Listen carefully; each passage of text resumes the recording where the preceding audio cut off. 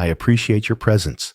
Stay updated with the best tales of infidelity, ensuring you never miss out on new narratives. A husband discovered his wife in an embrace with her lover, yet he acted without hesitation and confronted the situation head-on. The narrative of today unfolds with a familiar storyline. Delight in the experience of viewing it. "Where did you obtain this?" she inquired, her voice laced with disbelief. "Is that so? I will present you with a vivid image of you, fervently kissing another man on the dance floor. And your immediate response is to inquire about the source of this photo. Is the location significant? Do I possess this? Will my response to your inquiry alter the reality that you were unfaithful to me with him? I inquired of my wife, with whom I have shared 7 years together. Darling, I understand how it appears. And yes, we shared a kiss. But I assure you, it's not infidelity. The photo clearly shows that we are part of a larger group." "Clearly we didn't have a night," she retorted. "Is this really your argument? No clarification on the identity of the person you're embracing so fervently? Why do you think that just because you're not sharing an intimate moment with him in that photo on the dance floor, everything is perfectly okay? Lila, I must ask, is this how you interpret the commitment we made to each other in our marriage vows? Jackson, I can tell that this is really bothering you. There's truly no cause for concern, I promise." In that fleeting instant, we found ourselves swept away, and it unfolded. No need to be concerned about it. She stated firmly that escalating the situation wasn't helping at all. Harmless embellishment. You never mentioned his name to me. Why should I feel remorse for someone I have no personal connection with? I exclaimed cheerfully, with a hint of irony. Is his name really important? If I mentioned that you might engage in something foolish, like instigating a fight, he would completely overpower you. I refuse to allow that to occur, she shot back. I comprehend. I appreciate your candor and willingness to share. Your decision is made.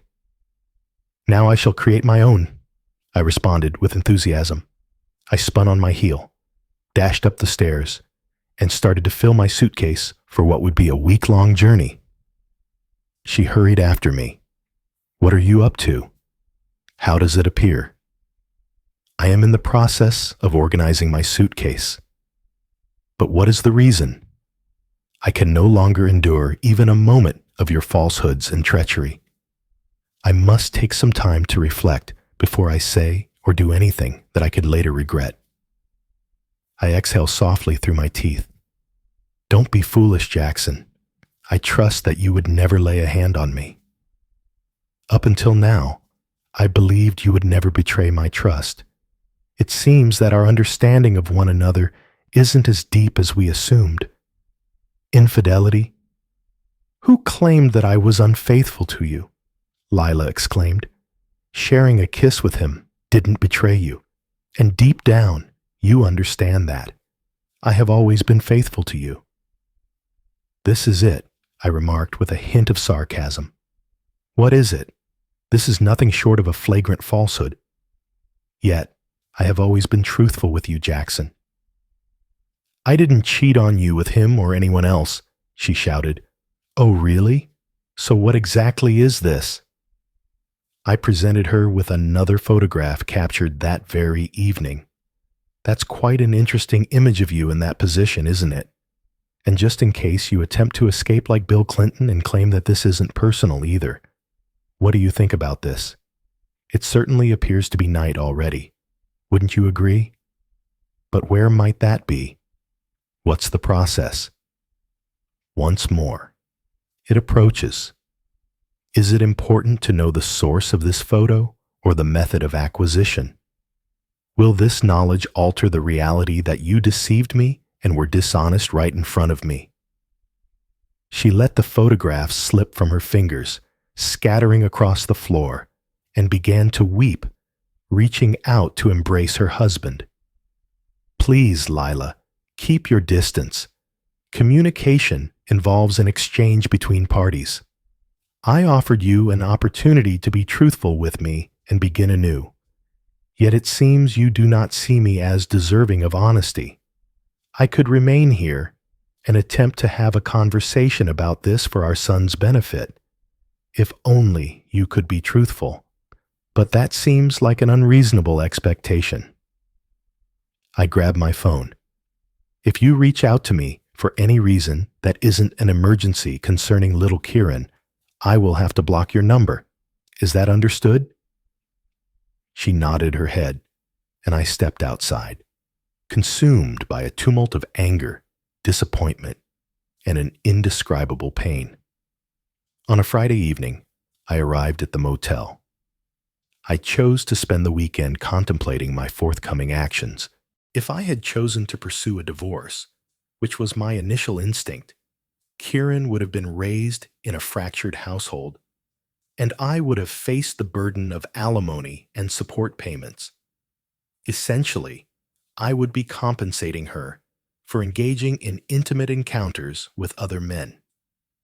It's unfortunate that she was unable to provide any explanation or even a simple apology.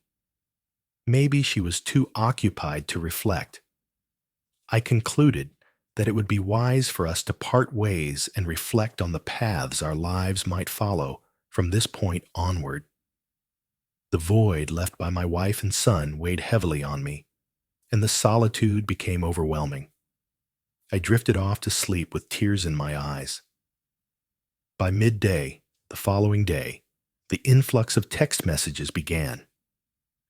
Upon completing my engineering degree some time ago, I secured a position at a local chemical laboratory, which served as a packaging center for a prominent chemical company. After 5 years in that role, I received an offer to become a facility manager at their premier R&D center, located 1,000 miles away. As new responsibilities arose, so did a notable boost in salary, prompting us to eagerly seize the opportunity, relocate, and establish our new home.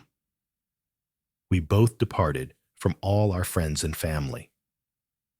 Lila secured a position at a prominent credit card call center, a bustling workplace with over 200 staff members, the majority of whom were women in Lila's age group.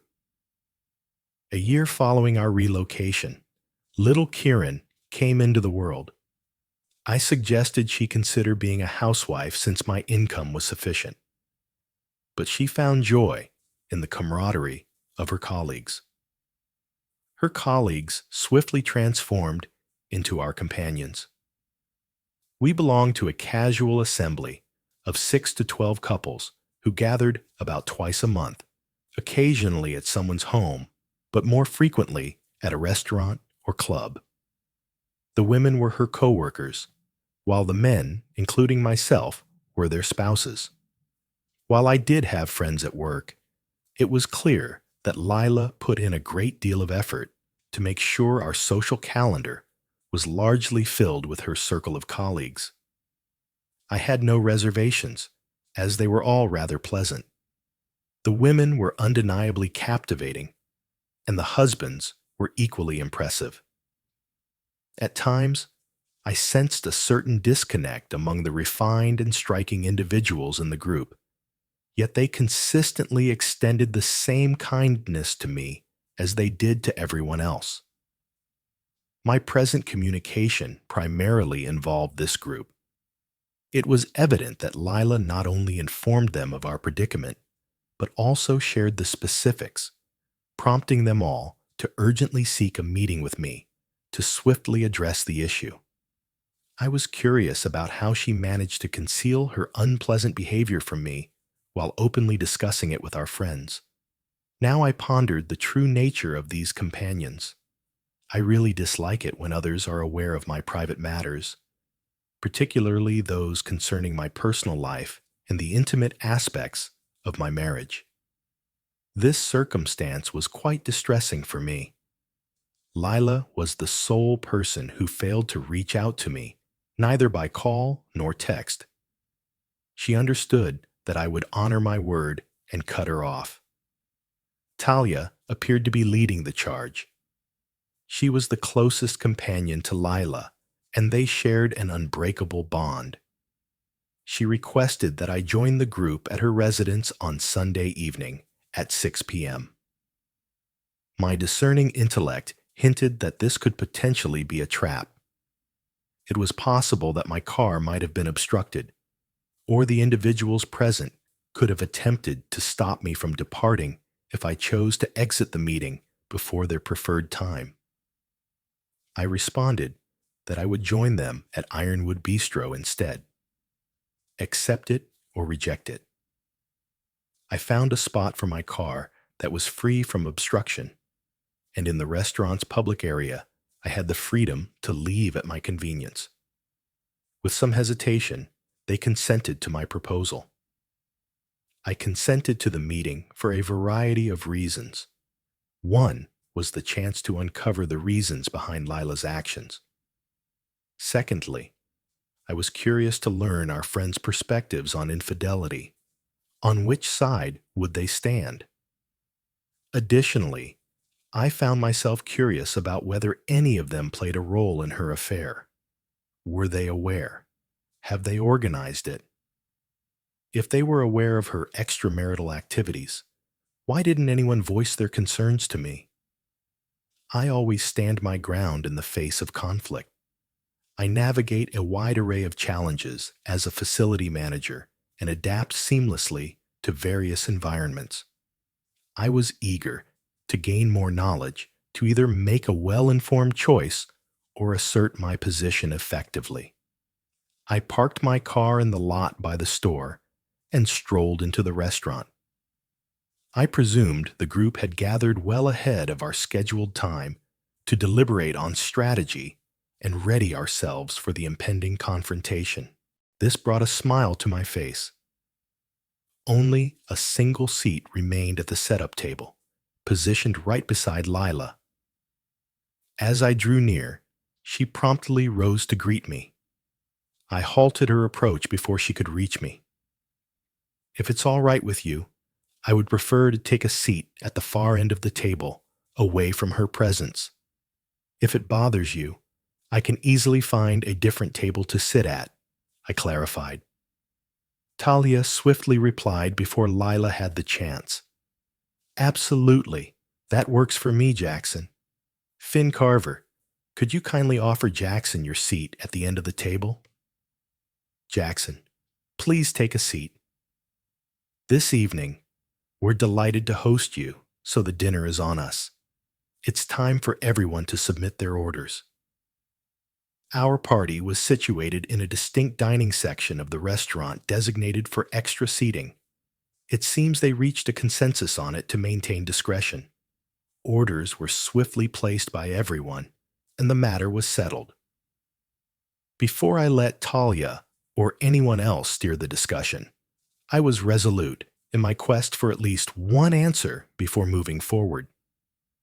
I distributed 2 copies of a photograph capturing Lila in a fervent kiss with another man on the dance floor, one oriented to the left and the other to the right. It appeared that everyone was quite invested in the resolution of the differences between Lila and me. I was taken aback that she would share our private matter with someone else before we had the opportunity to talk about it ourselves. But it only highlights her ongoing disregard for me and our marriage. I began. I interrupted Talia as she attempted to speak. Before we dive into any conversation, I need a response, and I need it immediately. Examine this photo closely, everyone. Lila is fervently embracing another man with her lips. She won't reveal his name to me. I'm confident that at least one person among you is familiar with his identity. Everyone claims to be eager to assist us in addressing our challenges. At this moment, The most crucial assistance I require is knowledge. If you cannot be straightforward with me at this moment and share the truth as it stands, then there is no further discussion to be had. A profound hush enveloped the table. Even the loquacious Talia found herself at a loss for words. None of them volunteered to state that they were unfamiliar with the man. None of them took the initiative to reveal their identity. I have received my answer. I appreciate your time. I wish for someone with a hearty appetite to enjoy my steak. I've completely lost my desire to eat. It feels like there's a lack of genuine interest in mending our relationship after everything I've expressed, so I decided to get up from the table and walk away. Lila reached out, pleading for my return, yet no one else followed suit. It was clear that our friends belonged to her, not to me. Lila, Talia, and the group were taken aback. They intended to engage in a constructive dialogue with me, but I utterly derailed the whole meeting with my unyielding insistence. A well-thought-out approach would have been necessary to reach me, but they weren't ready for that back then. I didn't bring this up at the restaurant, but I had already checked out of the motel. I pulled into a fast food drive-thru and picked up a bite to eat. Upon arriving home, I conversed with the nanny that Lila had engaged for the evening, settled her payment, and expressed my gratitude for her assistance. I swiftly consumed my meal and then set about relocating my clothes and personal belongings into the spare bedroom. During the weekend, I visited a nearby hardware store and purchased a pair of locks akin to those we had on our front and back doors. I fitted them on the doors of the spare bedroom and bathroom, retaining the sole keys for myself. This wasn't to sidestep verbal confrontations with Lila, but rather to guard against any attempts she might make to physically entice me in the shower or during the night while I was asleep. After getting comfortable, I enjoyed precious moments with my 3-year-old son, the joy of my life, before giving him a bath and tucking him in for the night. Lila likely figured out I was back because my car was parked in the garage when she showed up at 10:15 p.m. They must have engaged in some intense discussions, or perhaps she had reunited with her partner. It was disheartening to admit that I was uncertain about what was real. She dashed up the stairs, filled with joy at my return, and discovered me in Kieran's room, seated in a chair, gazing at my son as he slept soundly, tears flowing down my cheeks. I gestured for her to be quiet and dismissed her with a wave before she stepped inside the room. It is unnecessary to interrupt his peaceful slumber. As I gently shut the door behind me, she reached out for a hug, but I held back. Unfazed, she beamed widely and declared, "I'm so happy you're back home where you truly belong. Allow me to prepare a meal for you. There's a matter we need to discuss. I appreciate the offer, but I've already had my meal." So, where have you been during all this time? Delighting your partner once more? I truly meant it. I just departed from the steakhouse. This can be confirmed by them. They guided me in discovering the perfect phrases to steer us in the right direction. "There's an abundance I need to share with you," she elaborated. "I'm open to discussing anything you'd like, but first, I'd love to know the name of your significant other. If this isn't possible, our conversation will be at a standstill." I am unable to do that. I just can't," she said, her voice heavy with resignation. "I wish for you to show me at least half the commitment you give to your lover. As your husband, I will remain in the spare bedroom for the time being. I kindly ask that you keep your distance and refrain from any physical contact with me. Who can say what unpleasant ailments you might be enduring at this moment? However, I will not allow you to distance me from my son. He relies on me just as much as he relies on you. When the moment arrives for you to speak, the first word that escapes your lips will be the name of your beloved. However, if you choose to jeopardize our marriage for his sake, then that's your decision. Yet I wish for you to remain silent until you are prepared to speak the name of your beloved. It seems that you are organizing plans without my knowledge to take our son tomorrow and relocate with him. She departed, tears streaming down her face, her gaze cast downward. A week went by in which Lila and I joyfully exchanged messages with Kieran, yet regrettably, not a single word passed between us. At long last, on Monday evening, after a long day at work, I arrived home to an unexpected delight. Before I stepped through the door, everything felt off, yet it seemed they were eager for my return. Though no words were exchanged that would raise alarms, there was an unmistakable sense of tension in the air, as if they were navigating a delicate situation with utmost care. The initial words that escaped my lips were, "Where is Kieran?" I concluded that mature discussions would not be appropriate around my son. I brought him to the caregiver's place earlier. Lila detailed how she prepared him for the evening. "Oh," I exclaimed in astonishment. "I was not included in the pre-planning process. I didn't notice your cars parked on the street. We all aimed to catch you off guard, Jackson, so we parked a block away and strolled over. Talia insisted that we couldn't take the chance of you merely passing by and noticing all our vehicles. Indeed, you all caught me off guard. What seems to be the issue? What brings you all here? Is there something new that I might have missed?" I inquired. "Indeed, darling," Lila started. "Shall we gather in the living room and share our thoughts now? I'm prepared to respond to your inquiry." "Of course, but I must take a quick break to use the restroom first. I have recently come back to my abode. I will arrive shortly. Why don't you all just let it go?" I entered the hallway bathroom, took care of my business, flushed the toilet, and washed my hands. I began capturing moments on my cell phone, tucking it into my shirt pocket with the camera discreetly positioned, ready to document anything intriguing that might unfold as I mingled with the crowd in my living room. To my astonishment, I noticed 2 additional individuals in the living room who had not previously been in the kitchen. I instantly spotted the man Lila had been unfaithful with, seated beside a woman slightly younger than him. Lila commenced, "Jackson, you've encountered everyone here except for Silas Reed and his wife Nora. They've been part of our circle for ages, yet you've never had the chance to meet them. This may come as a surprise, but since you were determined to discover his identity, we collectively agreed that revealing his name in this manner would be the most effective approach for you.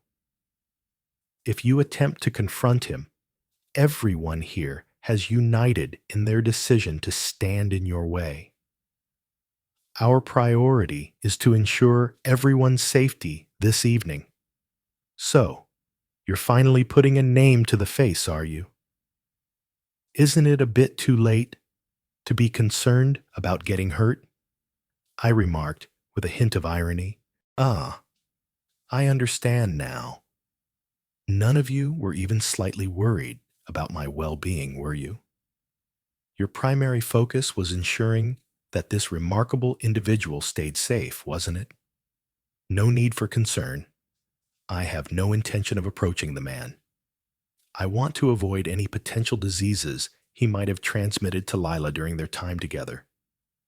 A collective sigh of dismay echoed through the hall, resonating with the disappointment felt by all in attendance. Talia interjected, "Jackson, we acknowledge your feelings of frustration. Nonetheless, it is unnecessary to resort to abrasive or caustic language. Could we engage in a calm and professional manner as friends while we work through this issue? We are making every effort to provide you with what you requested. You sought his name, and now it's yours. We anticipated that you would like to have a conversation with him, and as you can see, we have already made the necessary arrangements for you.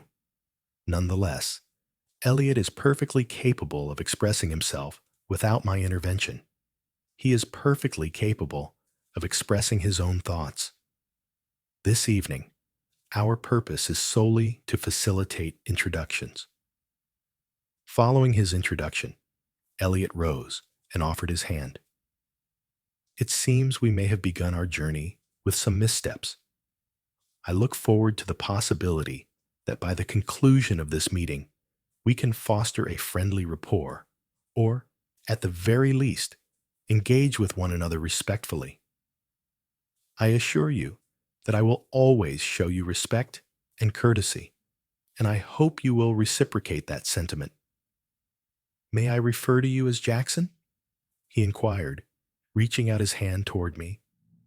I refrained from acknowledging his gesture, my hands remaining still at my sides. To begin with, as this is our initial meeting, Mr. Franklin, I would appreciate it if you could refer to me as Mr. Wilson. I find it hard to envision a friendship that would warrant such closeness. Furthermore, you made a commitment to treat me with respect and courtesy, despite having already demonstrated complete disregard for that principle. Yet I must humbly overlook your blatant disrespect and return your sentiments? That seems reasonable, Mr. Wilson. My suggestion pertains exclusively to our current conversation. I was not alluding to previous wrongdoings or events.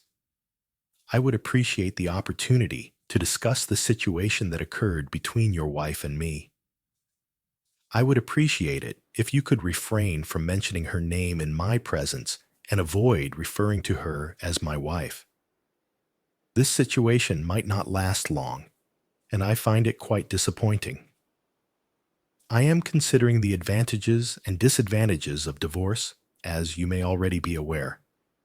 How should I address her, Mr. Wilson? She is the one I chose to spend my life with, a notion I acknowledge for the time being. All right, Mr. Wilson. I wish to talk about the situation that occurred between the woman you wed and myself. I trust I can convey the situation in a manner that you will ultimately deem satisfactory. I'm all ears, Mr. Franklin. I implored him to share his insights, and with a deep breath, he commenced to articulate his thoughts. Take a moment to observe your surroundings, Mr. Wilson. What do you observe? What you observe is a space filled with exceptionally appealing individuals. Among them, your spouse and yourself. Do you believe this is merely a coincidence? Isn't it intriguing that your closest companion, with whom you've shared countless memorable moments, stands out as notably more attractive than the typical individuals you date? This group naturally gathered, united by their shared traits. As the bond deepened, so too did the closeness and gestures of camaraderie. Everyone gathered here shares a joyful, secure, and devoted partnership. This is our primary objective. When we each find assurance in our bond with our partners, we come to understand that nothing can tear us apart. We all share the same conviction regarding you and the woman you chose to marry. As I surveyed the room, I observed that all the women were attired in a manner that was alluring, not crude, but each outfit highlighted their features to the fullest extent. They wore smiles that hinted at a playful flirtation, as if each one was vying for my attention.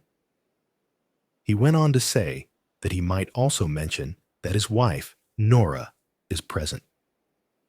To me, she radiates beauty just like every other woman here, and we have made plans to share our lives together forever. No one in this room, not even you, will ever succeed in taking her from me. This understanding empowers me to introduce her to others, enhancing our collective experience and benefiting those in our circle. In exchange, she feels at ease allowing me to be with these other lovely women. We are both evolving and expanding in ways that would not be achievable if we stayed within the confines of monogamy. This term has become obsolete and no longer unites individuals as effectively as genuine love, which is built on trust, intimacy, understanding, sharing, and the expansion of horizons to embrace the extraordinary in our marriages. It's lovely for you and your wife, Mr. Franklin, along with the rest of this group, to enjoy an evening together, but this situation has no relevance to me and my spouse. Apologies, Mr. Wilson, but didn't you just acknowledge that your trust, understanding, and confidence in your marriage are lower than those of every other couple present here? Can't you recognize the incredible ways in which both of you could grow and enhance your connection by embracing this opportunity? He opened his arms wide, as though welcoming each person in the room with warmth. If your words hold any weight, Mr. Franklin, then you have just labeled every woman present, including my wife, as easy. I am appalled that you swayed her principles so effortlessly. Your actions are utterly reprehensible and revolting. A true gentleman refrains from meddling in the affairs of a marriage, as you have evidently chosen to do. Your reasoning is becoming clear to me, Mr. Wilson. Be assured, this is not a one-sided affair. We warmly welcome you to engage with the ideas that resonate with us all. In this very moment, you have the potential to connect with any woman present in this space, should you wish to do so. Once you and your wife joined our circle, it was only natural that you would be invited to engage with us on every level. The woman you married, through her daily exchanges with colleagues, approached this topic with caution, concerned about how you might respond. After extensive discussions with her about the issue, she finally consented to a one-time experiment, purely to determine if it was something that could be of significant advantage to both of you. Initially, she approached it with caution, but before long, she found herself persuaded and recognized that the experience had the potential to enhance her relationship. Had you not approached her so sternly that evening, she intended to bring up the matter with you and explore the possible advantages she believed the experience could offer. Mr. Wilson, your wife expressed that your confrontational approach left her feeling bewildered before she could completely clarify the situation for you. She felt a surge of anxiety and withdrew into a protective stance, unsure of how to navigate the tense dialogue with you amidst the charged environment you fostered. I believe you will find that our suggestions are in your best interest and align with the well-being of your spouse. Our goal is to discover a method that will help you feel more at ease with the concept. I nodded thoughtfully, as if weighing each word he spoke. I gazed directly into Lila's eyes and inquired, "Is this really true? You had conversations about this without informing me, and then decided to approach Mr. Franklin to gauge whether you thought it was beneficial for us as a couple, all without prior discussion with me?" Lila nodded, with a hint of anxiety, before she began to elaborate. They shared with me the joys of their open relationship and how it had enriched and enhanced their marriages. I desired the same for us. During my time with Elliot, I truly valued the entire journey as it revealed ways to enhance our relationship. My dearest, I assure you that my love for you remains steadfast and unwavering. I simply aim to share what I gained from him, to persuade you that our involvement would be advantageous for us both. Her smile was gentle as she completed her thoughts, understanding that this marked the first genuine exchange I had permitted her since that evening. So you really think that a single amazing encounter with an exceptional partner has equipped you with such abilities? This wasn't really your initial encounter with him, was it? She cast her gaze downward, unable to hold my gaze, validating my doubts. Once more, Mr. Franklin stepped in. Do you not understand, Mr. Wilson? We assisted your spouse in grasping the advantages. It would be beneficial for you to engage in every facet as well. Additionally, there are other advantages that you might not have considered, he remarked. I urged you to shed light on these advantages. Indeed, Mr. Wilson, the woman you chose to marry will acquire some insightful experiences during her intimate encounters, which she will be able to share with you when you connect intimately, just as you did in the past. I understand. So you fancy yourself a bit of a romantic, do you? Mr. Wilson, I possess a wealth of experience and a keen attention to detail, particularly when it comes to guiding those who may be less seasoned in matters of intimacy, such as your wife. With my support, she will flourish, develop, acquire knowledge, and ensure that you too gain from her fresh insights. Her experiences with me and others will enable her to expand her perspectives. I kindly ask that you remain open-minded as I share my thoughts on this matter. There are times in our lives when we find ourselves feeling complacent and trapped in a routine. Romantic connections may sometimes fade in their brilliance. I mean no offense, but your wife expressed a desire to explore new experiences. I gazed directly into Lila's eyes once more. Have I ever turned down the chance to explore something different? If you thought we needed to add some excitement to our relationship, why didn't you bring it up with me before you were with him? She responded with a hint of timidity, asking him not to view it negatively. My dear, your tenderness and sweetness are exactly what I often crave. Yet there are moments when I yearn for a more vibrant and straightforward approach. Elliot revealed that to me. He never attempted to usurp your position in my heart. He embodies everything you are not, exuding a sense of control and dominance that I found quite appealing. I struggled to hold back the urge to leap at him and attempt to snap his neck. The thought of Lila and me rekindling our relationship for the benefit of our son has now vanished completely. A tempest swirled within me, pounding relentlessly against my heart. On the surface, I projected tranquility and serenity, arriving at the quiet realization of divorce. My latest mission involved gathering an abundance of ammunition to counter the impending threat, aiming to unleash as much turmoil as I could in their lives for their role in the devastation of my once happy home.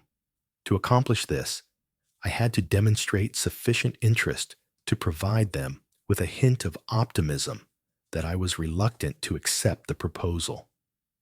I observed each woman, envisioning them in my mind and not concealing my unspoken desire.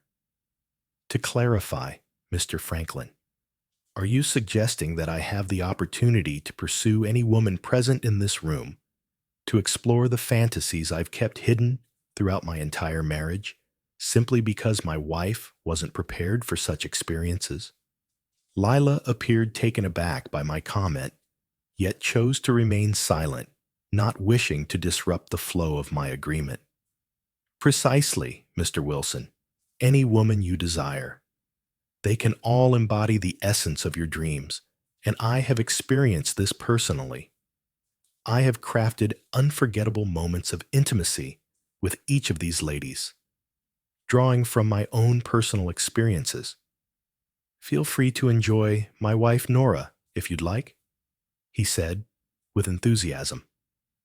The atmosphere crackled with anticipation, as if my deepest yearnings were poised to eclipse my rational thoughts.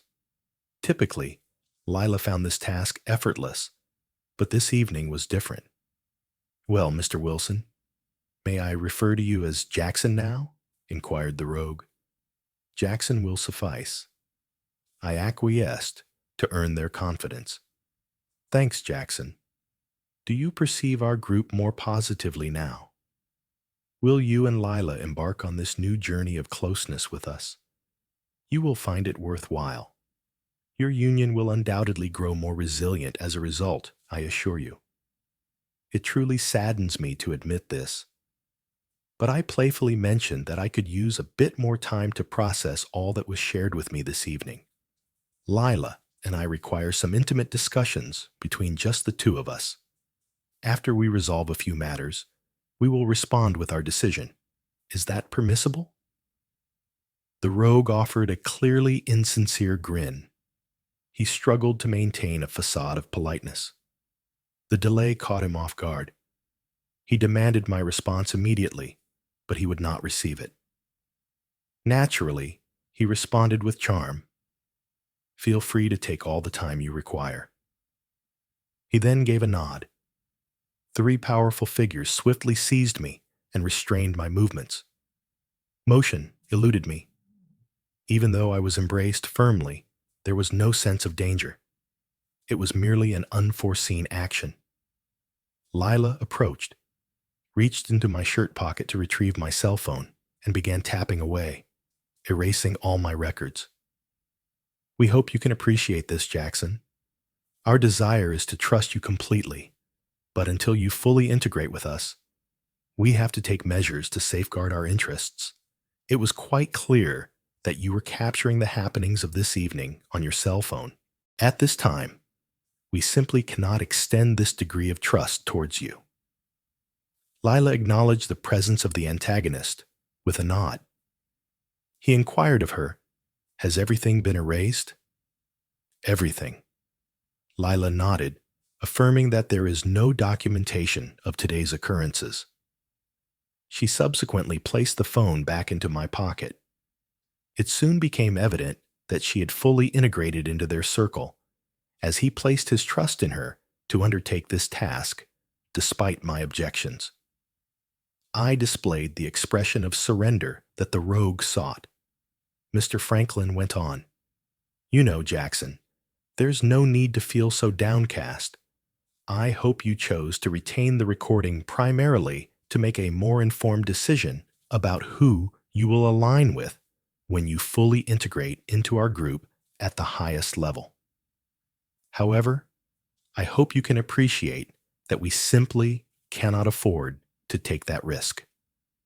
The stakes are high, yet I trust you've gathered enough insight this evening to arrive at a conclusion away from the public eye.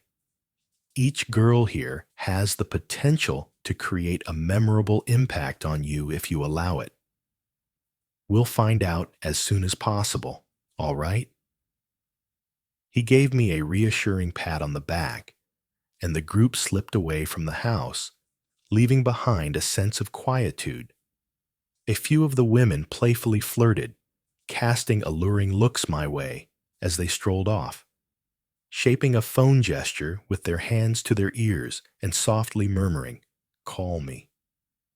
Once the last one departed, I took hold of my keys and made my way to the garage. "Where are you headed?" Lila inquired, her expression one of confusion. I responded curtly, "If it's all right, I'll go get Kieran." I was wishing we could, perhaps, share some physical closeness again this evening. Moreover, she anticipates his stay for the night. Is there really any justification for pursuing him at this moment? She spoke with a sultry tone, playfully twirling her hair, teasingly licking her lips, and striking a bold pose in front of me. "My heart aches for my son. It seems that you do not." "I will return shortly," I assured. With her hands firmly planted on her hips, she radiated anger, yet I chose to disregard her and stepped out of the house. I visited the Ironwood Bistro establishment. My stomach growled, a reminder of the dinner I had skipped, and I couldn't shake the longing for that dish I had ordered but never tasted during my last visit. They met expectations. I savored the succulent meat, reflecting on the evening's unfolding moments in my mind. I envisioned that all would unfold according to my design. Ultimately, the passage of time will reveal the truth. The gracious Mrs. Isolde Quinn expressed her heartfelt gratitude for my generous tip, which I included alongside her standard hourly rate. I might have to charm her in the coming days, apart from Lila.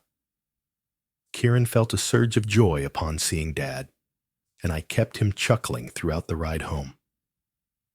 I prepared him for the night by giving him a bath and a meal. Lila mentioned she was preparing something simple for us since we hadn't eaten dinner yet. I let her know that I had already eaten and that she could take care of herself without needing to worry about me. Frustrated by my trivial concerns, she kept her distance, aiming to avoid causing any tension with Kieran before our impending conversation. As Monday evening unfolded and the reality of work loomed for both of us the following day, I began to prepare for sleep. She felt the urge to converse. "What's happening, Jackson?" "Your enthusiasm for Elliot's proposal for our group was evident, yet you dismissed me abruptly. What transpired?"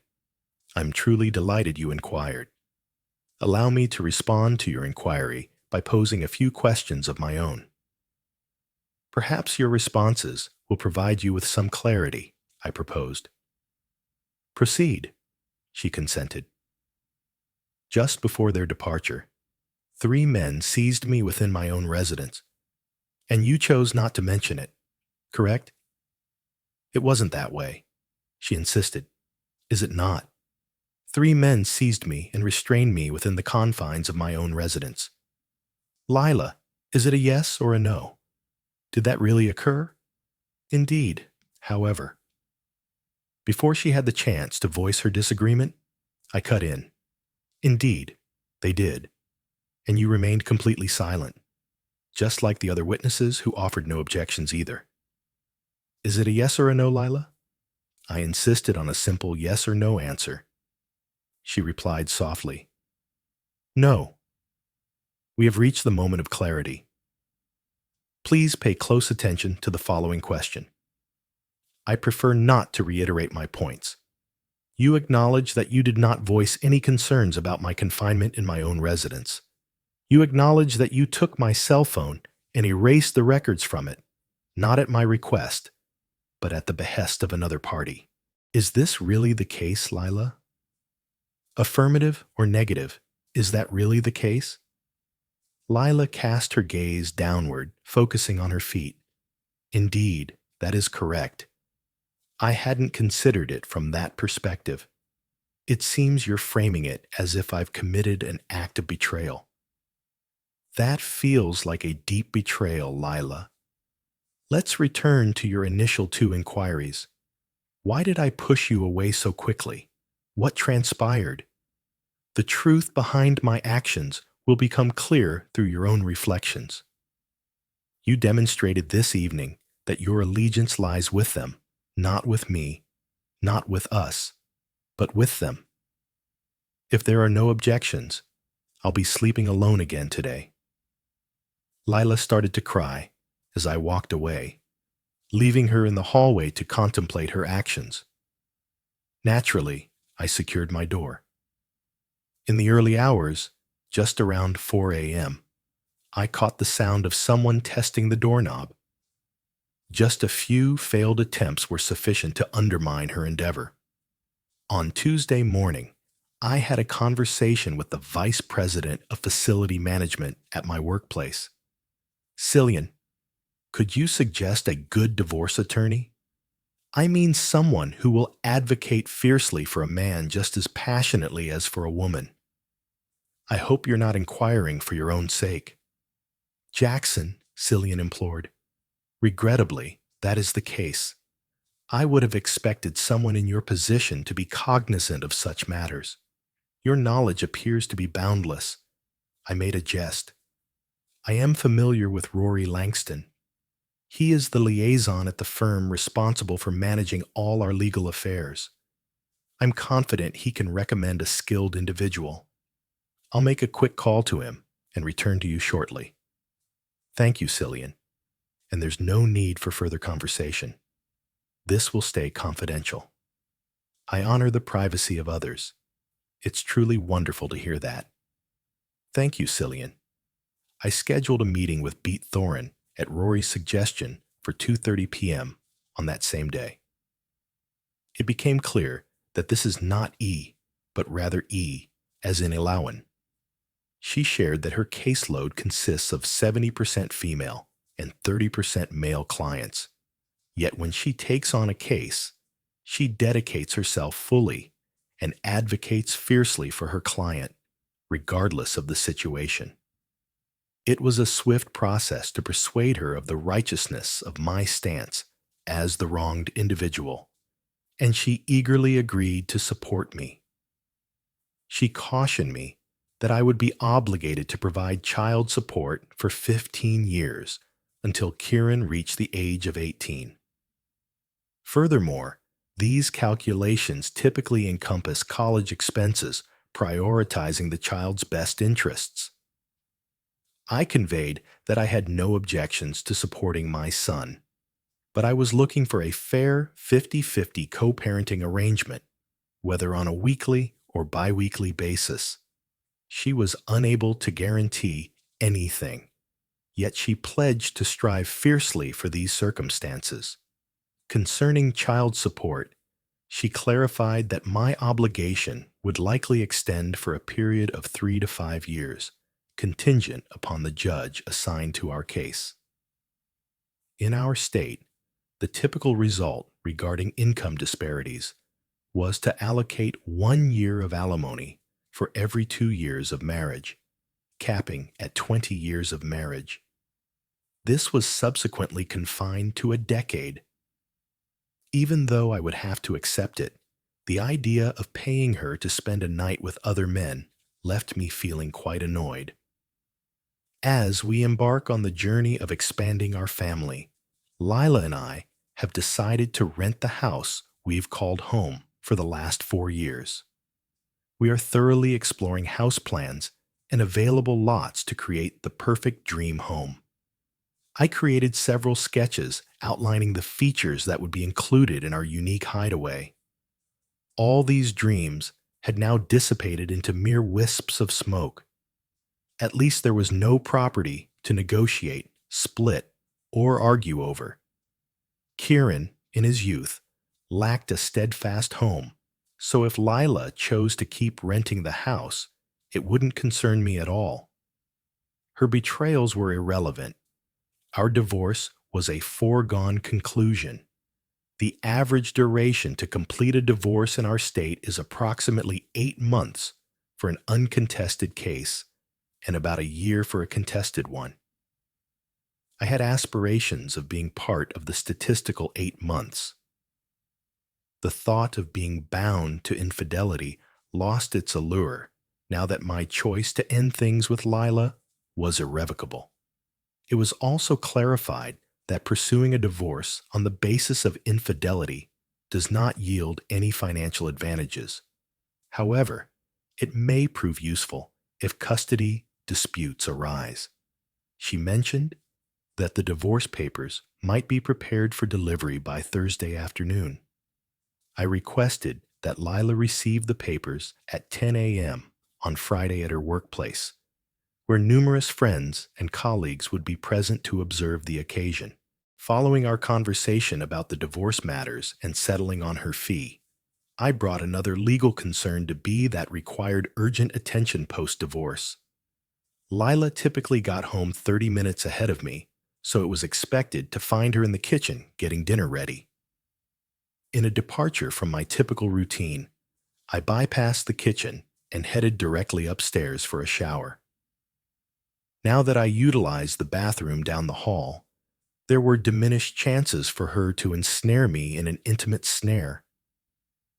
I brought a change of clothes with me to the bathroom. The moment had arrived to begin the journey of cohabiting while embracing our individual spaces. As I emerged from the bathroom, fully dressed, she stood waiting for me in the hallway. The meal will be prepared shortly. Kieran sits in his high chair, nestled in the kitchen. You have such a lovely scent, she remarked, her smile brightening the moment. I'll be down in just a moment. Thank you, I responded, brushing aside her comment as I opened the door to the spare bedroom. The atmosphere was thick with unspoken words, yet she maintained her composure and refrained from uttering anything unkind throughout the meal. She started, I want to clarify what occurred with the mobile phone yesterday. Go ahead. I'm all ears, I replied with a steady voice. As you were downstairs choosing potential partners, the three of us were upstairs, where Elliot revealed that he was aware you were documenting the events of that evening. He expressed concern that it wouldn't be fair to expose everyone to the professional risks that could arise from the video. Your confrontation with the pictures of us together weighed heavily on him. The appropriate course of action was to remove the danger. Your attempts to position the camera were quite evident in the way you adjusted your posture. He stated that they were unable to depart that evening until the danger was addressed. Uncertain whether the password had been configured on the phone, they decided to take it with them, planning to return it later once it had been reset. Elliot proposed that I might avoid this by removing the entries right in front of you. I understand. What on earth made them believe you would consent to something like that regarding your husband? Because I made a promise, Jackson. I find myself perplexed. What is it that you find unclear? Didn't you promise to stay true to me on our wedding day? A notable silence followed my comment. This brought me joy. Darling, I want to assure you that I'm not aligned with them. I am not in any way. Is it not? What if the situation had unfolded differently? If those three men had taken you from our home, do you really believe I would have simply stood by and let it happen? What alternative do you think exists, Jackson? Three of them could have overpowered you without a doubt. It's undeniably true. However, being aware of that wouldn't deter me. It wouldn't even hinder my progress. I may face some consequences, but I'll make sure to leave my mark first. I would stand by you, ready to defend you against them. Once, we were a team, you and I. Last night, your behavior was not that of a spouse. You behaved just like one of them. I regret that you are unable to perceive it from my perspective, Jackson. I provided an explanation regarding the cell phone. I'm at a loss for words. It seems we've reached the end of the discussion, haven't we? I presented my case. You have a valid point regarding this matter. What led you to discover these photos, Jackson? I would appreciate some information. I believe this would pique your interest, wouldn't it? It could be quite intriguing if one of your companions showed less dedication to your shared mission compared to the rest of your circle. Imagine if a colleague decided to report you and brought these photos straight to my office. What are your thoughts on that? Who is it? Kindly share the information about who. Male or female? She inquired with urgency. I'm not sure, Lila. What is the reason? With a broad grin, I assured them. I gave my word. Understanding that her inquiries were leading to a dead end, she opted to shift the conversation to a different subject with me. They extended an invitation for us to join them. This is an incredible chance, can't you tell? We can deepen our connection and discover ways to satisfy one another that we never imagined possible. This will enhance our union. How is this progressing so far? Our marriage is on the brink of collapse. I already feel so much closer to you, I remarked with a hint of sarcasm. Please don't act that way. You didn't put in any effort. You have no idea what it's like, Lila. Our evenings have become so dull, routine, and uninspired that it feels like we can't thrive as a couple without bringing others into our intimate space. I never stated that. It doesn't imply that we can't endure without it. But don't you aspire to achieve more than mere existence? Shouldn't we seize the moments that come our way to enhance our marriage? What could possibly go wrong? The damage, in my view, lies in the fact that it shatters the trust we once shared. You have already accomplished that with your experiments. Rather than fortifying our union, it's unraveling it. While others may not value loyalty as a significant trait, I certainly do. Clearly, your friends don't hold it in high regard. Last night, they demonstrated it clearly. My trust in you has faded, Lila. Since I laid eyes on those 3 photos, I've been curious about who you're spending time with. Today is a day full of possibilities for enjoyment. You've shown that you can accomplish anything you desire without my knowledge. If this truly matters to you, and you hold it in such high regard, why didn't you approach me first to discuss it before you decided to be with someone else? Because I anticipated your response. I believed that by engaging and grasping its advantages, I could take back all the insights I gained, and we would both reap the rewards. Once you noticed the change in me and my perspective on the night, I wish that you would appreciate its worth and respond with excitement. So essentially, you and this smug individual regard yourselves as possessing a superior level of enlightenment and understanding, convinced that lesser beings like me need to be gradually educated to slowly comprehend the truths of life that you both seem to instinctively perceive. How condescending of you to graciously share your esteemed wisdom with someone of such humble standing. I was completely unaware of the depth of my happiness. Every word I spoke was laced with sarcasm, and she could sense it. For several days, I delved into the details surrounding Elliot and Nora Reed, eager to uncover their ties to the group.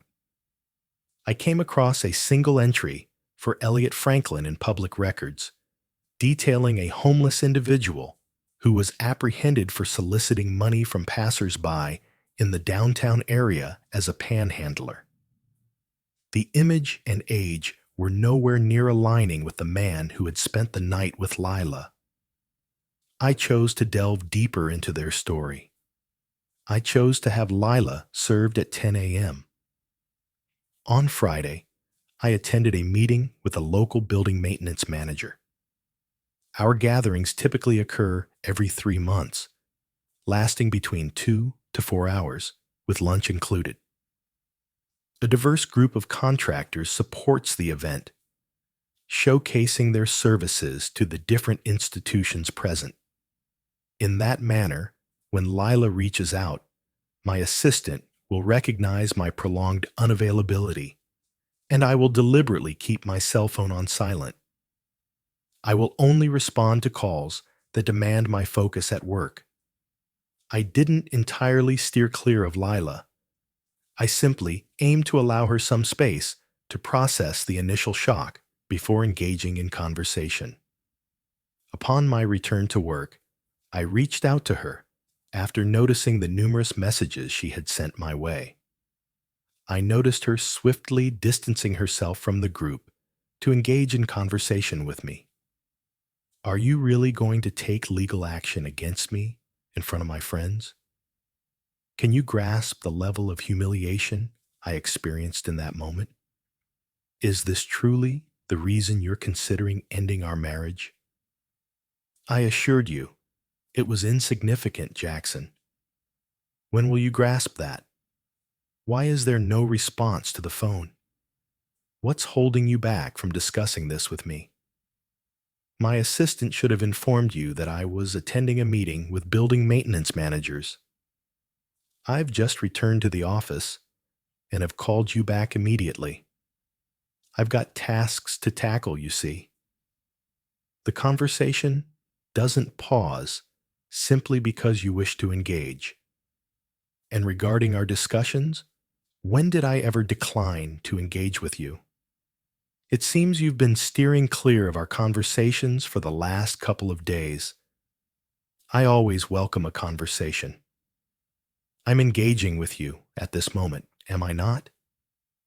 Given our work commitments, let's revisit this discussion at a more suitable moment. Once work is done, we can discuss anything that comes to mind. She wept softly into the receiver. I wish to avoid a divorce. She wept bitterly. Jackson, I beg you, please don't go through with the divorce. Let's have a conversation tonight, all right, Lila? All right, she replied, her tears still flowing. I cherish you deeply. Looking forward to tonight. Farewell, Lila. There was just one meeting remaining on my agenda that day, a brief discussion concerning a lab facing some issues. I reached out to our building automation contractor to address the issue. Being in the company of exceptional individuals simplifies your work significantly. I departed an hour ahead of schedule, since Friday evenings tend to be less troublesome. Many individuals prefer to avoid tackling issues on a Friday afternoon. Nonetheless, I came to understand that confronting this issue was necessary, and the most effective approach would be to engage with her in person. Understanding that she may not feel like cooking that evening, I decided to grab dinner from Blaze Burger and sent her a text to let her know. She showed up not long after I did. I lifted Kieran's bag and gently brought him out of the car and into the house. She hurried to me, wrapping her arms around me while I cradled our boy, aware that I wouldn't abruptly push her away and disturb Kieran. I placed him in his high chair and assisted him with his meal. Little ones are certainly known for their messy eating habits. He has reached a phase where he delights in tossing food, leaving very little on his tray for him to launch. She expressed her gratitude for the takeout. We both addressed Kieran with warmth and joy, even though she occasionally let a few tears fall during our conversation. I dedicated the majority of the evening to his company, remaining close by until he was settled into bed once more. He was my anchor, my aspiration, my motivation to persevere through challenging times. I anticipated its arrival, and I was as ready as I could possibly be for it. As I entered the living room, I found her engrossed in the divorce papers. She inhaled deeply, seeking tranquility before uttering a word. I apologize, Jackson. Is that all right? Is that the response you were hoping for? Honestly, this is the first time you've apologized to me since everything began. What precisely are you expressing regret for, Lila? I regret that you came across those photos and learned about it in that manner. I can only envision the surprise it must have brought you. I see that you regret my discovery, but not the fact that you were unfaithful to me. Got it. Please refrain from saying that. Elliot mentioned that when you come to understand the advantages of our community, you'll embrace it and connect with our group on a deeper level. Experiencing the liberation that comes from being with other women, much like I will with other men. Of course, he expressed that sentiment. It seems that both you and Elliot overlook the importance of consulting me in advance regarding issues like infidelity. It's unfortunate that you place more trust in his words regarding my character than in my own.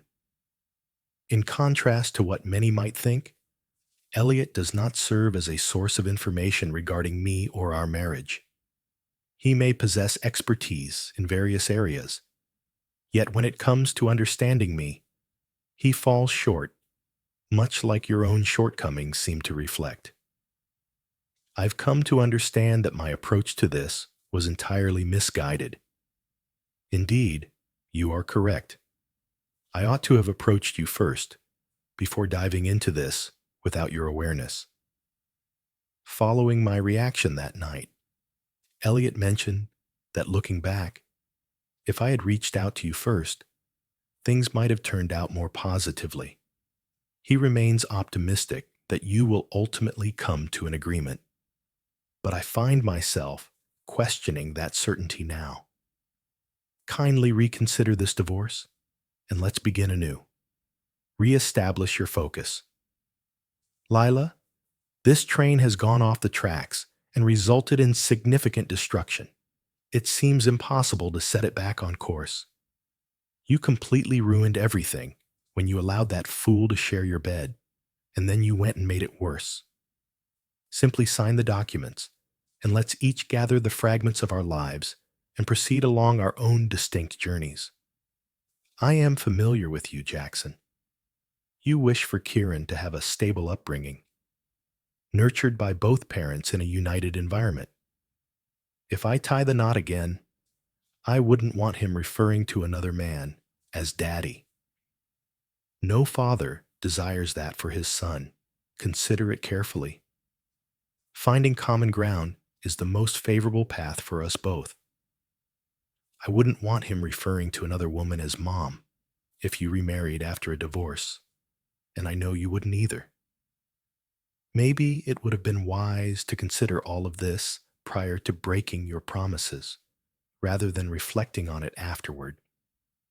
Indeed, you are correct. I would loathe to hear him refer to another man as daddy, yet it's preferable to be raised in a fractured home than to exist in a dwelling rife with falsehoods, deceit, and moral decay. Even if we had remained married, I would still never have joined your circle of libertines. While they might possess physical allure, to my eyes, they are utterly unappealing. You might find yourself spending nights with just anyone, but that scenario is far from my reality. Our intimacy can no longer exist, Lila. Keep that in mind. I can't believe you're serious. Your words are meant to wound, and they truly do affect me. Well done, Jackson. You've earned yourself a point. What if I just abandon this idea altogether? I promise I won't take part again. Nothing like that with them. What if I choose to distance myself from them as friends? I find myself in a state of utter despair, my dear. Kieran and you are the highlights of my existence, the two most wonderful things that have ever come my way. I regret that you feel I abandoned us, but that's not the case. You both mean more to me than anything else. Your words reach my ears, Lila, yet I find it hard to accept them as truth. You have demonstrated your ability to deceive. I'm finding it hard to believe anything you say at this point. It's insufficient and comes at the wrong time. Please sign the documents so we can conclude this matter swiftly. Absolutely not. I will absolutely refuse to sign those papers for as long as I live. I am determined to stand my ground and will resist any move toward separation, regardless of the time it requires. Though you may be out of reach for the moment, Jackson, I am determined to win you back. I refuse to let go of what we have. I believe in us more than you seem to. I will come to you, humbled and desperate, until you welcome me once more. It's unfortunate that you lacked the confidence in us to honor your wedding vows. You've heard the old adage, once a cheater, always a cheater, and through this lens, I will forever view you. I punctured. She started to weep once more, possibly coming to terms with the daunting challenge that lay before her. What comes next? She inquired. I trust you don't anticipate my departure. I'm staying put. I am here with Kieran. Moreover, neither of us has a destination in mind, she remarked. Indeed, you have a point there. With you no longer in my life, Kieran has taken center stage in my universe. I wish to minimize any time apart from him. I've made the choice to stay here during the divorce proceedings. She leapt with delight, her hands coming together in applause. I pressed on, no need to fret. I will keep my distance from you. I will no longer anticipate that you will handle my laundry, prepare my meals, or tidy up after me. You handle your own needs, I'll manage mine, and together we'll look after Kieran. Please refrain from making physical contact with me. In my eyes, you embody a sickness that permeates every aspect, repulsive in appearance, unsettling in thought, and rendering our marriage untenable. We will share the same space, yet it will remain a temporary arrangement until separation takes place, with no possibility of coming back together. Her joy quickly faded into despair as she comprehended my recent words. I understand your point, Jackson, but divorce is still quite distant, and we both recognize that many things can change over time. I will find a way to make things right, my dear. I promise I will, provided you keep meeting and conversing with your so-called friends. Without the opportunity to be near them again, my chances seem utterly bleak, as you've so clearly highlighted. I don't possess you or dictate your actions, but if you ever bring one of yours into this house, I promise you will deeply regret it. Do you comprehend? Absolutely, darling. I've already made it clear that I would walk away from them if it means bringing you back into my life. Are you suggesting that I should leave my job and embrace the role of a full-time housewife? Unfortunately, the time has passed. Furthermore, if you were to do that, it would merely raise my alimony obligations and complicate the divorce proceedings. Though my remark didn't sit well with her, she maintained a bright smile for my benefit. I concluded that the era of our clashes had come to an end. At this point, there was nothing she could utter that would provoke me to anger or lead me to chastise her once more. We had both endured our fair share of insults and insinuations. I can maintain a professional demeanor in both my workplace and my personal life. I chose to view this as a short-term professional engagement. No distractions were permitted to disrupt my moments with my son. For a few weeks, our exchanges were brief and courteous, limited to essential topics only. To my surprise, we found common ground with several of my lawyer's recommendations. For the time being, I would cover all the rent if Lila took care of all the utilities. I terminated all utilities that were under our joint names and transferred them solely into her name. Since we had both settled our car payments, we took care of our own gas and insurance expenses. We each managed our own meals, eliminating the necessity for sharing.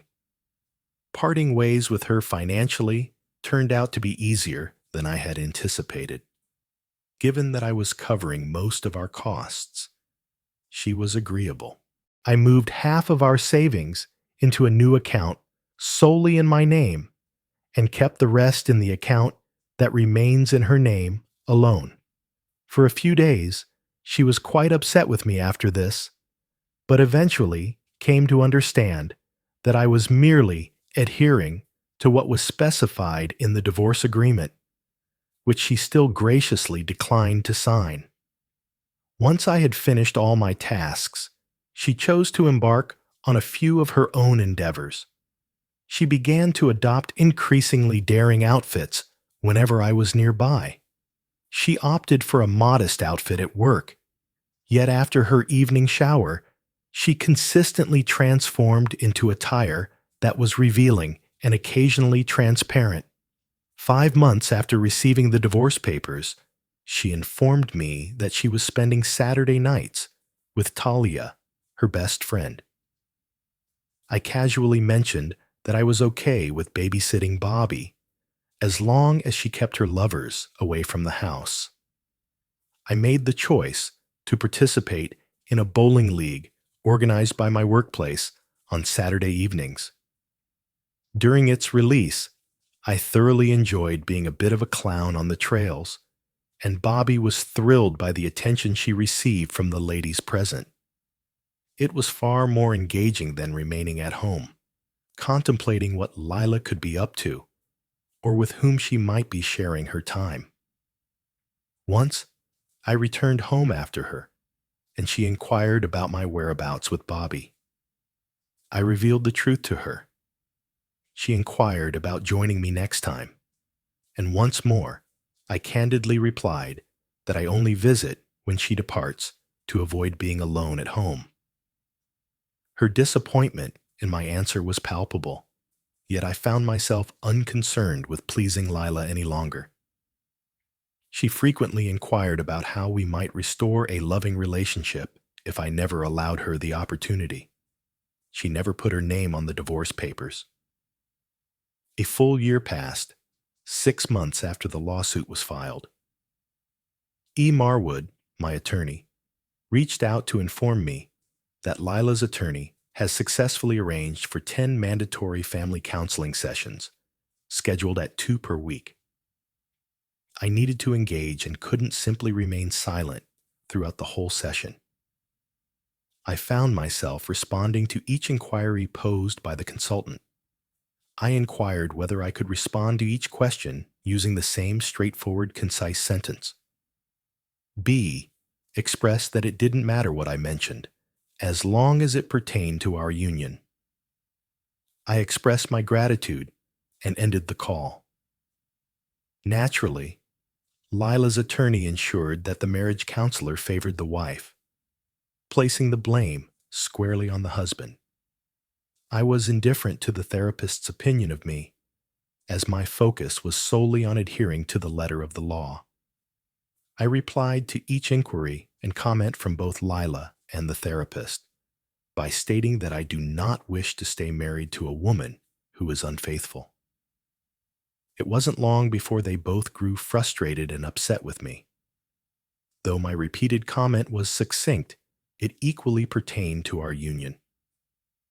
I endured the onslaught of verbal assaults from both women, maintaining a smile throughout. I maintained a calm demeanor, refrained from name-calling, and chose my words carefully without any harshness. Following the 5th unproductive session, the therapist decided to cancel the remaining appointments, deeming them a waste of time. The ensuing months drifted by, leaving the status quo untouched. I devoted every spare moment to Kieran, sensing that he recognized the unique bond I had diligently nurtured. In the days leading up to the divorce hearing, Lila packed her belongings and left the house, taking Kieran along with her. A restraining order was also issued against both of them until their court date. Following that, Elle reached out to me with a couple of updates. I made an effort to alert you, Jackson. She is now asserting that you mistreated her on 3 distinct occasions. At the time of the incidents, she chose not to report them. Holding on to the hope of reconciliation and weighing the cost she was prepared to bear to maintain her child in a 2-parent home. Documents provided by her attorney reveal multiple bruises and additional signs of injury. She is initiating a countersuit for full custody, permitting you only infrequent supervised visits overseen by Child Protective Services. It seems she has placed you in a difficult predicament. Is there any semblance of truth in her accusations, Elle? You have a deeper understanding of me. This is entirely false. Silence prevails. All right. I just needed to get your confirmation. I will stand by you fiercely until the very end. but I find it hard to believe I can counter her claims without solid proof to support your denials, L. Has she supplied the essential details that you mentioned would be required to look into her claims? Indeed, she had. The specifics can be found in a document located in my office. Could you please send me the information that her lawyer shared? Absolutely, whatever is necessary. Please keep in mind that you are not permitted to reach out to her, whether by phone, email, text, or any other means, until I provide further instructions. Do you comprehend? Silence. Should she reach out to you, and her voice fills the air, remain silent. Simply end the call, right away. Are you following me? She asserted her authority. Understood, I reiterated. 2 days later, as I walked into the house after work, I was taken aback to find Lila sitting at the kitchen table. Her vehicle was absent from sight. It's possible she was accompanied by another person. She awaited my arrival. I was completely in the dark about it. My initial reaction was to flee to steer clear of breaking the restraining order, but she called out to me with a loud voice before I could even reach the door. Jackson, please turn around and hear what I have to say. If you ever wish to encounter Bobby once more, she undeniably captured my interest. Yet, in an effort to avoid conversation, I merely gazed at her while maintaining my distance. I completely grasped the essence of her restraining order. Silence speaks volumes. Simply pay attention. I maintained my composure and refrained from any actions that might be seen as hostile or confrontational. Please hand me your cell phone so I can switch it off. The item was placed on the kitchen table. She grasped it and switched it off. To ensure there was no recording, she continued, I did everything I could to convince you to come, but your stubbornness left me with no choice but to take drastic actions. What is the experience like when roles are reversed? It certainly doesn't feel pleasant at the moment, does it? I apologize, Jackson. No other options were available to me. We are both aware that you never laid a finger on me. I mentioned previously that you would never strike me, not in a million years. And I continue to hold that belief even in this moment. However, I had to ensure that I obtained full custody of our son, allowing you only limited moments to share with our little boy. It saddens me to treat you this way, Jackson, but this has allowed me to engage in negotiations with you. Lila cleared her throat and continued, If you call off the divorce, make it stop, and willingly agree for us to join our group of friends as they generously suggested, then I will lift the restraining order and move back here. We can look forward to restoring our joyful family life. Kieran will not emerge from a fractured household. He will grow up with both parents, enjoying a joyful life together in one home. Consider it, Jackson. What are your thoughts? What are your dislikes? I assure you that you'll adapt to it in no time. I'm eager to share some fresh techniques I've picked up, right here and right now, if you're prepared. It could be overwhelming at this stage. What are your thoughts, Jackson? Could you step down from your pedestal and join me in the reality we share for once? Prepare for an enjoyable experience. I gazed directly into her eyes, conveying that I was genuinely contemplating her proposal. So, what you're implying is that if I align with you and your friends, you won't restrict my access to Kieran at all. What reason could I possibly have to interfere in the bond between a devoted father and his child? It's clear that the child holds you in higher regard than they do me. He frequently inquires about you, and it pains me deeply to keep him from you. Simply agree, Jackson. Simply agree, and everything will be resolved, she urged gently. Initially, I lost you, and then I lost my son. My existence feels intolerable. I long for him deeply. My longing for him is so deep that it brought me to tears. Just a single word from you, Jackson, will set everything right, and all will be restored," she urged. "Please allow me some time to reflect on this matter. I must engage in some thoughtful contemplation to determine how I can share you with other men. All I require is a little time. Understood?" "All right, dear. I understand your perspective.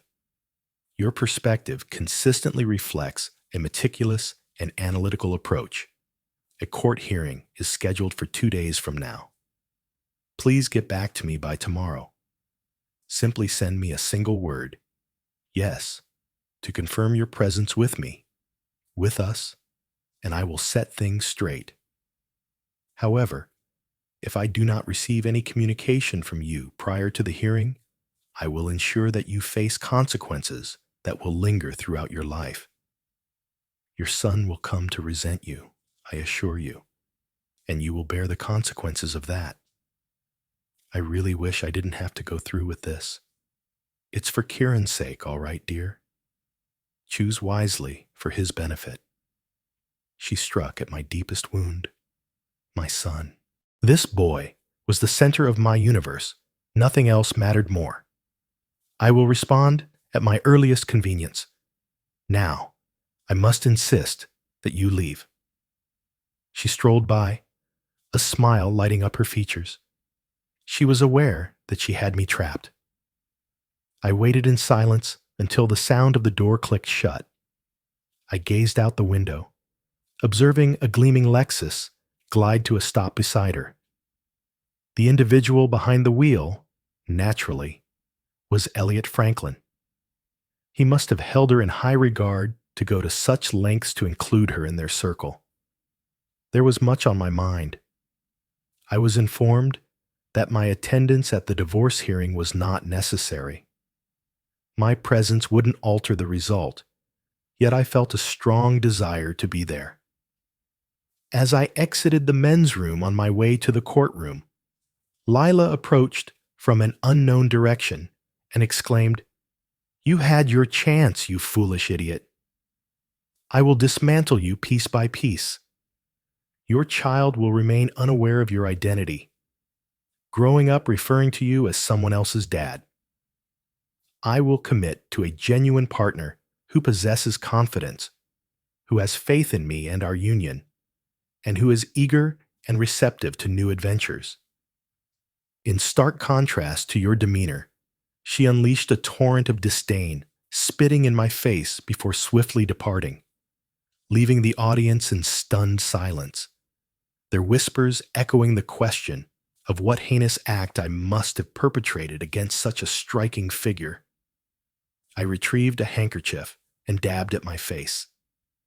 I could only wish that my attorney lived up to the impressive reputation she was known for. Upon entering the courtroom and taking a seat at the back, I found myself amidst the hustle and bustle of a particularly busy day in court. Listening to some outrageous divorce cases while I waited was quite captivating.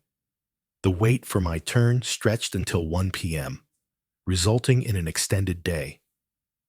Lila was summoned to testify first due to her filing a restraining order and making allegations against me. This was a trivial matter in comparison to that. I paid close attention as she recounted all the accusations against me, detailing the dates, times, and exact places of the supposed incidents. This served as her leverage in the pursuit of custody of the child, financial support, and potentially even incarceration for me. As she spoke with tears in her eyes about the awful days and the pain she endured, my lawyer sat silently, sketching delicate flowers in the margins of her notes. Lila and her attorney appeared taken aback that my attorney failed to pose additional inquiries to her. Her smirk as she rose from the witness box conveyed everything. She was aware that it existed. Not even my lawyer challenged a single one of her statements. She was prepared to carry out her vow to turn my son against me. The mere idea sent a chill down my spine. Your Honor, I respectfully request that Mr. Declan be summoned to the stand for questioning. The judge acknowledged with a nod as an unremarkable man of medium stature settled into the chair before him. Lila and her attorney shared a knowing look, and she merely shrugged her shoulders. He appeared to be an unfamiliar presence to her. Kindly provide your full name for the record, if you would, sir. Declan Pierce Vale. Thank you, Mr. McMahon. Would it be all right if I called you Declan? Is that you, December? Kindly refer to me as December. Of course, of course.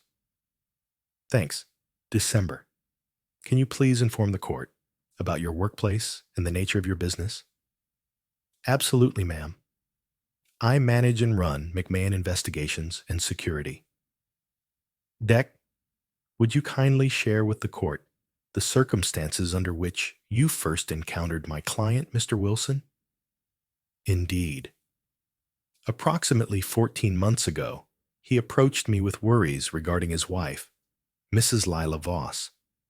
He harbored doubts of betrayal, yet lacked any evidence to substantiate his fears. We provide private investigation services to either validate or dispel such concerns, and he engaged our services immediately. I understand. What findings did you uncover while observing Mrs. Wilson, December? We successfully collected proof of her unfaithfulness and presented him with 3 images that captured her involvement with another man. Were the photographs you shared with him the sole copies that exist of her connection? No, ma'am. All photos and recorded videos are securely stored on cloud servers.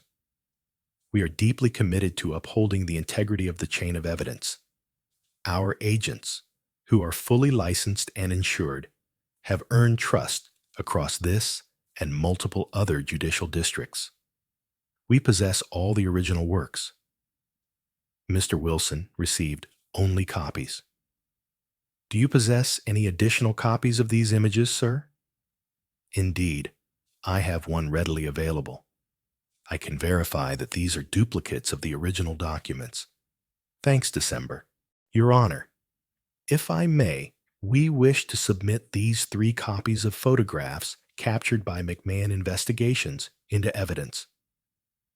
The judge reviewed the photographs, gave a thoughtful nod, and passed them to the bailiff for further action. I appreciate your time, Your Honor. So, December, was that everything you shared with Mr. Wilson? No, ma'am. He expressed worry that her connection with an unknown gentleman might be continuing, and requested that I propose methods to find out if this was true. I suggested that Mr. Wilson set up discrete miniature surveillance cameras and microphones around his home, allowing for continuous monitoring. These gadgets have the capability to capture phone conversations, clandestine gatherings, and vivid depictions of betrayal. So, Mr. Wilson engaged your firm for this task? Absolutely, ma'am. The equipment was installed the following day while Mr. and Mrs. Wilson were at their jobs. Excuse me, Your Honor.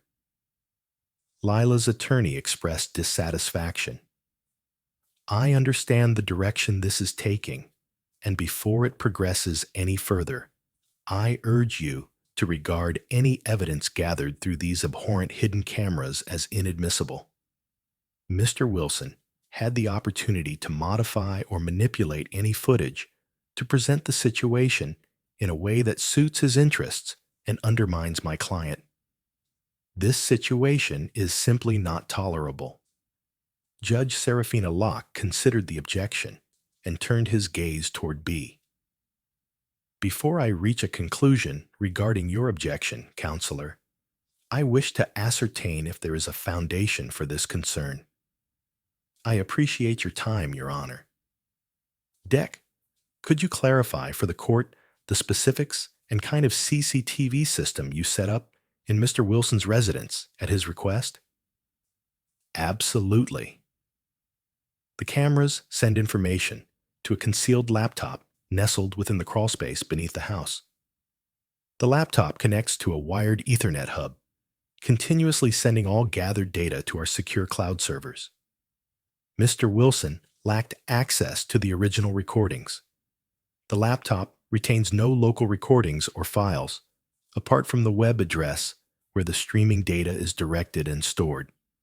Mr. Wilson's sole engagement with the system involved the monthly task of replacing the small batteries in the camera transmitters. Judge Serafina Locke offered a warm smile to Deck and gave a nod of acknowledgement. I've encountered you in my courtroom previously, Mr. McMahon. Your company is highly regarded. Objection denied.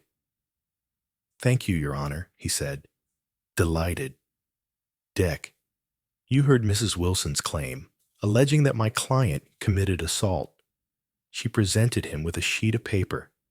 The following are the dates and times of the purported incidents as recounted by Mrs. Wilson. What do you think, December? Do her allegations hold any merit? No, ma'am, none at all. What gives you such confidence, Des, when your office supplied us with these particular dates, times, and locations?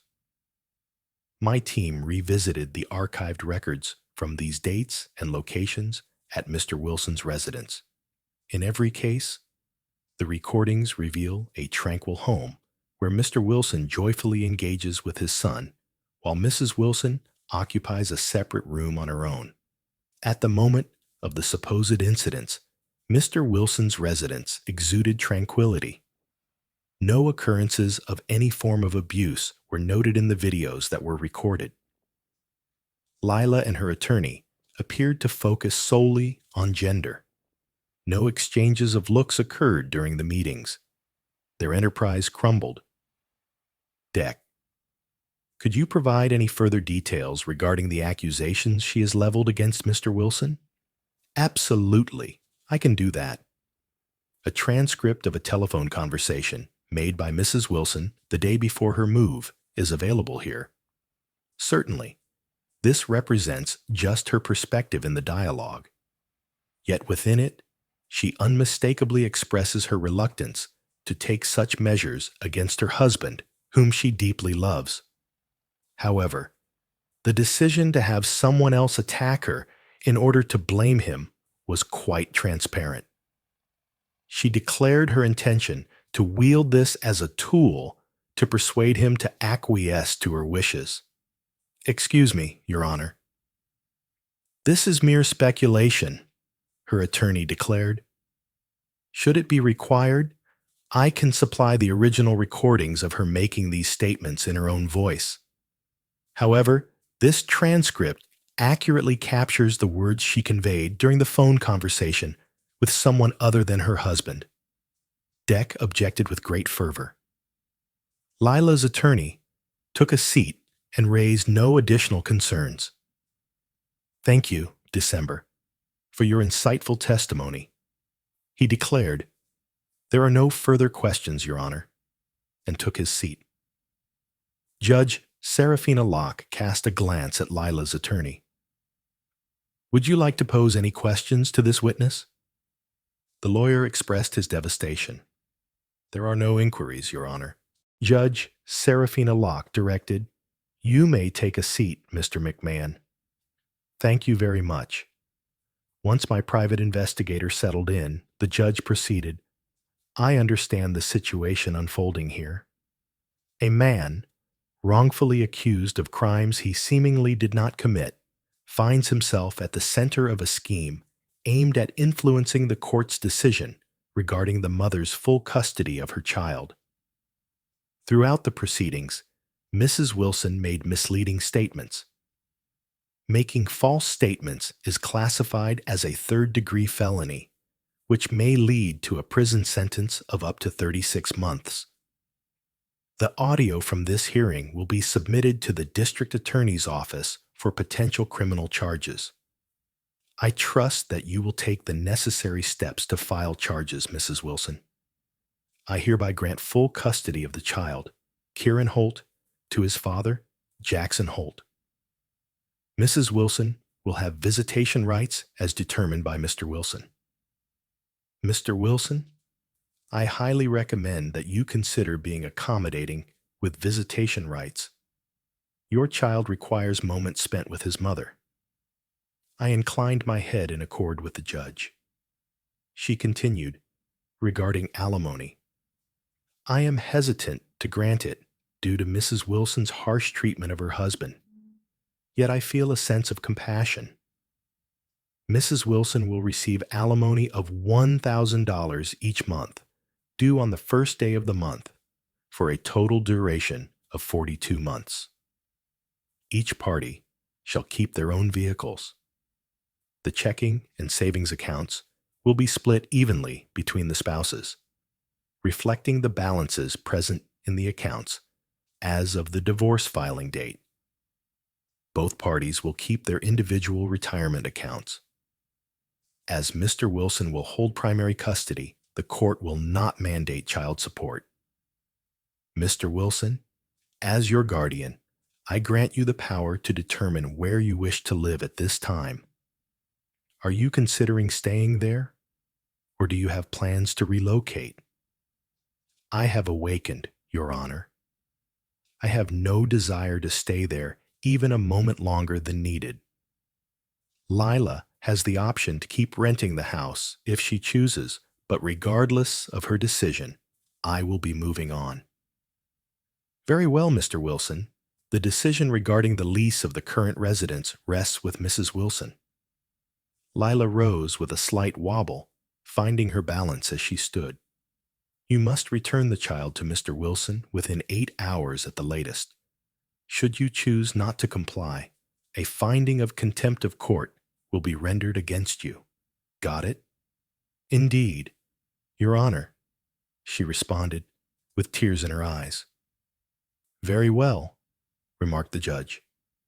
I recommend you sell this before you exit this building today. All restraining orders have been lifted, and I hereby grant the petition for divorce in the case of Wilson versus Wilson. You both need to ensure that your divorce papers are delivered within 30 days. Lila felt a profound sense of despair upon discovering that her family was gone. She came to me to fulfill the judge's directive. If it's all right with you, Jackson, I'll bring Kieran over to your place after dinner today. I wish to have a bit more time with him before I hand him over to you. There's no need for that, Lila. I was simply anticipating the results of these hearings. I've secured a new apartment and plan to enlist some friends to assist with the move as soon as I depart from here. I presented her with a sheet of paper. This is the location of my furnished apartment. I'm just gathering Kieran's items, my own belongings, and my tools. Feel free to take all the furniture. Kindly ensure Kieran is dropped off at this address tomorrow at noon. I expect to be all settled in by that time. She gave me a sorrowful nod. I apologize if that means anything to you. This is truly not the result I ever envisioned. Since my presence brought such dullness and routine, you can now embrace the thrilling and affectionate life you've longed for, free from me. Wishing you all the best in your upcoming open marriage adventure. I made a witty remark. She remained silent. Jackson, I wish to express my gratitude to you. For what purpose? For refraining from pursuing Elliot and Gail Franklin. They truly are remarkable individuals. It's unfortunate that you'll never understand them the way I do. She conveyed her appreciation. It was my pleasure. I have no interest in Elliot or Gail. To my knowledge, they are non-existent in my experience. No, not Elliot, not Gail. However, there is someone who truly captivates my attention. The organization you are employed by. I learned from the HR department that your company enforces a stringent harassment policy. aimed at safeguarding the many women employed there from potential predators. Tomorrow, I will initiate legal action against your company, asserting that significant breaches of their policies have led to the breakdown of my marriage and nearly resulted in the loss of my son. Vaughn Merritt is set to be identified as the primary offender. It appears he engaged in intimate relations with more than a dozen women employed at the company, breaching established policies. Perhaps you are familiar with him. He is your supervisor. Lila stood there in disbelief, her mouth moving silently, as if struggling to find the right words. I pressed on, revealing that I had known her lover's true name from the very beginning. My private investigator excels in his craft and is worth every penny he charges. A writer consistently examines a challenge through the lens of understanding and insight. If we lack the answer, we seek out someone who possesses it. That is our purpose. B. My astute legal representative initiated a lawsuit against Lila's call center for $1.2 million and reached a settlement for a modest $1 million. She retained $250,000 while I received the remainder. On the day I got the settlement check, I issued Lila a check for $442,000 in a single transaction. My child support obligations were completely fulfilled by her own company, exceeding the required amount significantly. At this moment, I have the opportunity to create my ideal residence. Whispers travel fast within the office environment. A number of single women in my workplace seem to view me as a target. Having recently emerged from a tumultuous marriage, I believe it's best to concentrate on Kieran for a bit before re-entering the world of social dating. Finally liberated,